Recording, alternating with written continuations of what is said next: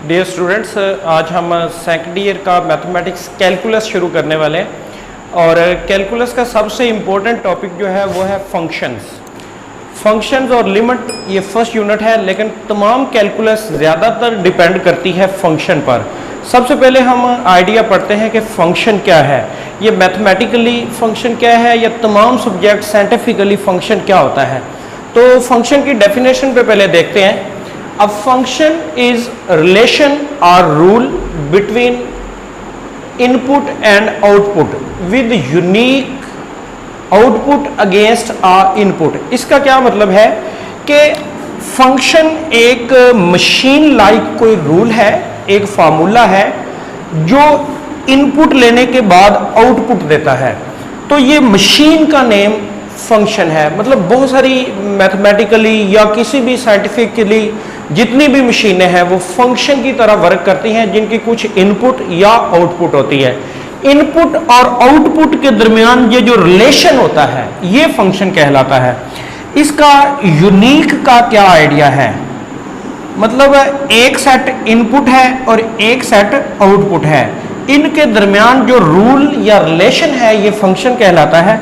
मतलब ये इस तरह का होगा कि आप अगर एक इनपुट दे रहे हैं तो आपको दो आउटपुट नहीं मिलनी चाहिए, यानी कि फंक्शन का ये रूल नहीं होता।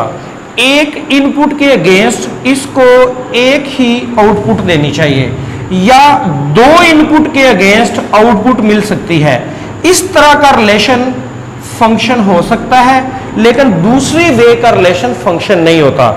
तो हमने यहां पर बात की इनपुट और आउटपुट की। हर मशीन की इनपुट और आउटपुट होती है। तो मैथ में जो इनपुट सेट है जिस पर कोई मशीन वर्क कर सके उसको डोमेन कहा जाता है। तो इसको डिफाइन इस वे से किया जाएगा डोमेन को, input set of values of function is called domain.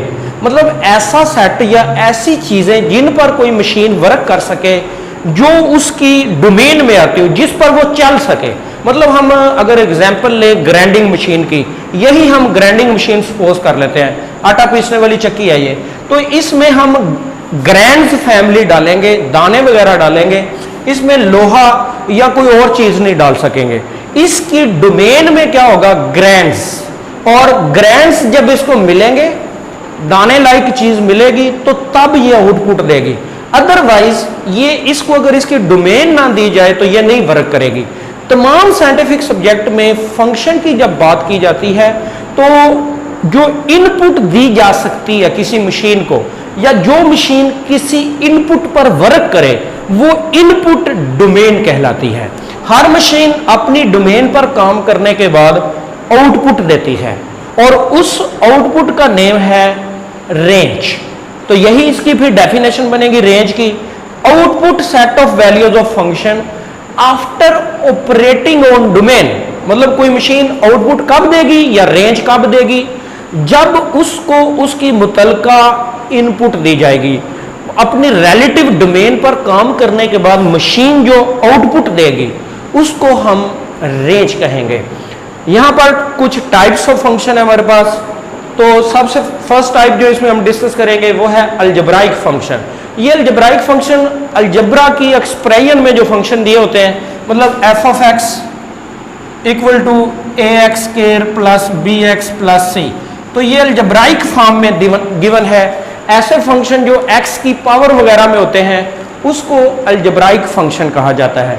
इसकी आगे मोर काइंड्स हैं अलजेब्राइक फंक्शंस की। तो फर्स्ट इसमें काइंड है पॉलिनॉमियल।